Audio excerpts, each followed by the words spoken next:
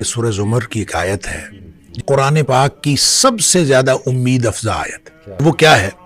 قل یا عبادی الذین اسرفوا علی انفسہم، اے حبیب صلی اللہ علیہ وسلم میرے بندوں سے کہہ دیجئے جنہوں نے اپنی جانوں پر ظلم کیا ہے. اب دیکھیں اس میں طرز تخاطب بھی عجیب ہے اللہ تعالیٰ کی طرف سے، سبحان اللہ، میرے بندوں سے. اب انہوں نے اپنی جانوں پر ظلم کیا ہے، وہ گناہ کیے بیٹھے ہیں، اور اللہ تعالیٰ فرماتا ہے میرے بندے ہیں.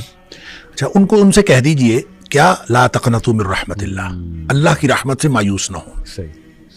ان اللہ یغفر الذنوب جميعا، اللہ تعالیٰ سارے کے سارے گناہ معاف کر دے گا. کیوں معاف کر دے گا؟ انہ هو الغفور الرحیم، بے شک وہ ہے ہی بہت بخشنے والا اور ہمیشہ رحم کرنے والا. یہ اس کی اس لیے کر دے گا.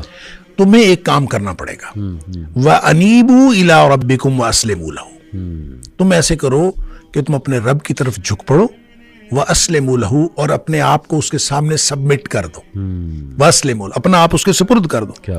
اگر یہ کام ایک کام انسان نے کرنا ہے کہ اپنے آپ کو اپنے اللہ کے سپرد کر دے، تو پھر وہ سارے گناہ معاف کر دے گا. پھر مایوس ہونے کی کیا بات ہے؟ رہا اس کو ریلیٹ کر لیں حضرت یعقوب علیہ السلام کی اس بات کے ساتھ. یوسف علیہ السلام ویسے گم ہو گئے، رو رو کے انہوں نے اپنی آنکھیں جو ہیں وہ سفید کر لی ہیں، سمجھ نہیں آ رہی کیا کروں. اب اس کے بعد جو ہے دوسرا بیٹا وہ بھی گم ہو گیا، بنیامین وہ بھی گم ہو گیا. اب اس کے بعد جو باقی بیٹے ہیں ان کو دے کے کچھ جمع پونجی دے کے بھیجا کے غلہ لے آئے. اب وہ جمع پونجی بھی ختم ہو گئی غلہ لینے کے لیے. ٹھیک ہے، سارے وسائل ختم ہو گئے. تو اب وہ گئے ہیں، بچے جا کے اپنے بھائی سے کہتے ہیں کہ تو نا خیرات کر دے، بھیک مانگ رہے ہیں.